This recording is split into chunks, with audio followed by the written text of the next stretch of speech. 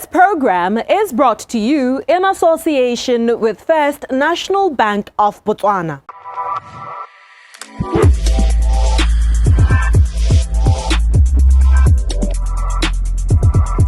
When it comes to networking from events that normally take place at home, like the fashion shows where you will definitely land on brilliant designers who are able to also help you source or create or tailor-make for our clients. I do attend some, but in a lot of instances, I do get contacts of such events. So we do network, to our advantage. And like I said earlier on, there is also within the library, we don't only do personal shopping internationally or outside. We do have certain designers that we also work with. Life as we know it is becoming busier and busier, what with every working adult pouring more and more of that time into their careers and personal development. It seems with all that, there is very little opportunity to do other things necessary for everyday life, like shopping, especially for clothes. Luckily, there are people who recognized this gap and made it their mission to close it, or at the very least, bridge it. Our conversation tonight is on personal shopping, where there's a professional buyer and advisor for private clients, usually within private retailers, offering styling services and giving wardrobe recommendations. Their work is quite versatile, as they exchange valuable information for the client's desires and execute the entire process of finding the clothes, making a quality selection, and then showing it to the customer, who can then say yes or no to the purchase. Our guest, who is in this business, is Tselayakgosi of Just Candy, a 100% female citizen-owned lifestyle boutique founded in 2016. Candy is a personal branding and stylist consultant who is also a customer experience professional. She holds a degree in strategic marketing and is currently studying for her Master of Science in International Business Management and a couple of other certifications in business and leadership spheres. Her business, Just Candy, offers, amongst others, concierge or personal shopping services, closet rationalization consulting services, personal branding and image consulting services, and currently enjoys a wide range of clientele both locally and across Southern Africa. But just how did it all come together? What was the motivation behind starting Just Candy? Let me just take you through how it all started, just so that I give you just a little bit of a background. I think growing up, I have always been conscious about just looking presentable, not over the top, just being, and you are presentable, to yourself first and to the community. So I grew up like that, as in being conscious to say, I will be that child, uniform, yeah, I knew moriri, highly puff, it's on a slick, it's and in a simple manner like that. Now, post that, I graduate to come back home, and I think I stayed about just under less than a year, formal employment. So, it's funny that earlier on you were just complimenting about the hair. Yeah. Thanks. I love quality, like I adore quality. So I started then thinking about how best can I really try and expand the thought of presentability. So I ventured into the hair business. I started selling hair and shoes, but this was informal, right from the boot of the car and from home. So as I developed and expanded, matured into the business, I then thought it is time to now think and establish a formal business. There's a principle in the Bible that says, the word of God that says, cleanliness is closer to God. It then started making sense. I started paying attention even to the revelation around it.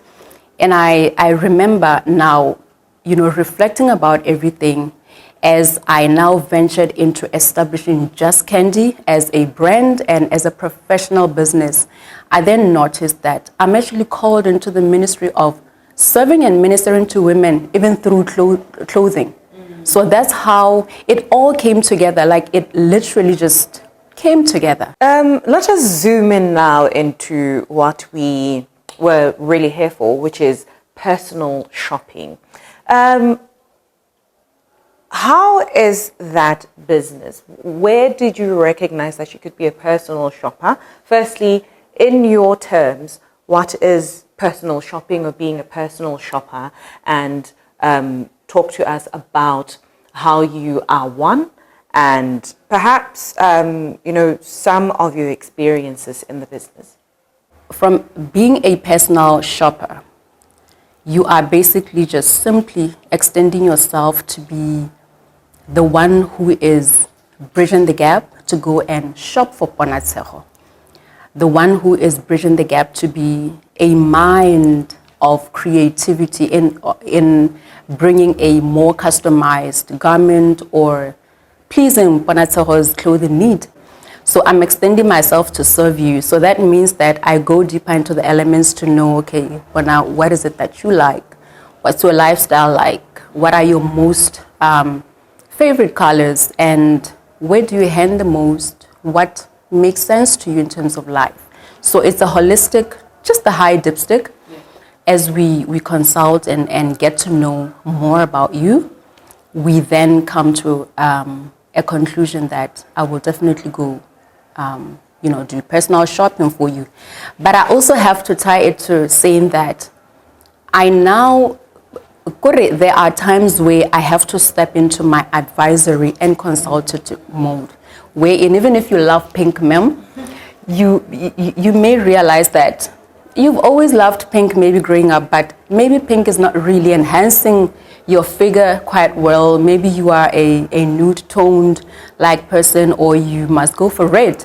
So I will definitely recommend, but without going beyond your comfort zone. So it's a partnership, then we work together. I'm sure you have a lot of clients from all over who are happy with your service. But perhaps at this point you could speak to some of these setbacks that you've had to encounter and, work through in the business of personal shopping, even extending to your flagship stores. Absolutely. Ooh, there is actually a couple of those.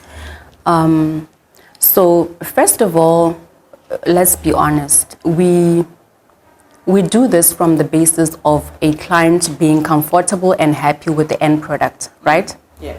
And secondly, there is always a monetary effect to it. We have to undertake this within your budget. As a client, you have to be comfortable with stating what your real budget is. And imagine if I go personal shopping for you, you've given me a budget of 3,000, and let's say maybe it's your 40th anniversary, and you absolutely, okay, from my end, I absolutely want to make you be that queen. And when I find this beautiful gown, it calls for a 6,000 budget. And I have to come back to you, obviously to say, this is what I'm currently finding. Are you able to twist and adjust your budget? And it's not the case. Yeah. That is one of the elements, they are pretty much challenging about it. Over and above that, there are instances where you are dealing with a certain configuration, body-wise, of a person, of a lady, of a woman. And you absolutely know that they can only go for this cut, but they tend to gravitate more towards a certain thing. And when you land into a client who is also psychologically not in a position to accept this, now we have to get into a conversation of really being tactful and truthful about it. And at times we end up even building more relationships from there, because we come in from an advisory and honesty point of view. So those are some of the elements that really, crop up along the process. Personal shopping. But I mean, there's always ways around it, because we understand that we exist to outperform and to give birth to a certain purpose. I want us to go back to some of the setbacks, right? What happens if, say, for example, you're somewhere and then you see that this thing would look very nice on Bonatero, you contact Bonatero and Bonatero says, yes, get it for me. And then it gets here and it does not fit Bonatero how Bonatero thought it would look on her. I'm assuming that's one of the challenges that you would encounter. So how do you go about that? What is the remedy in that situation? I'm laughing because we have had instances around that, and this was also recent. So what normally happens is that, like I said earlier on, personal shopping really extends far beyond just candy going, right? We also proactively stock up for the boutique. So what happens is that if Bonatero has given me a task, I bring her flaming jumpsuit or a beautiful gown, and it arrives, it's a bit tight, and we can't even get a local tailor to adjust and all that. So we have a conversation with the client. Obviously, there would have been a consultative process, like I said. You will definitely know that I've gone to undertake on the assignment. So bringing that piece means there has been an effort, we have been communicating. These are external forces, really, and our clients are able to understand. But we have had clients who would be so dismally disappointed because they would love it so much, but it won't fit. Yeah. So in that case, we put it back into the store, obviously with the agreement, and we start shopping for another garment.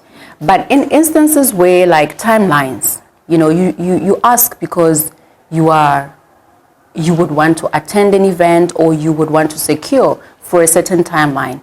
In a case where the timeline does not allow you to wait for the next outfit to come or to arrive, we simply just refund, or we have a conversation, to recommend you to the next. And that's the thing, I love this aspect because, like I said earlier on, we exist for a purpose.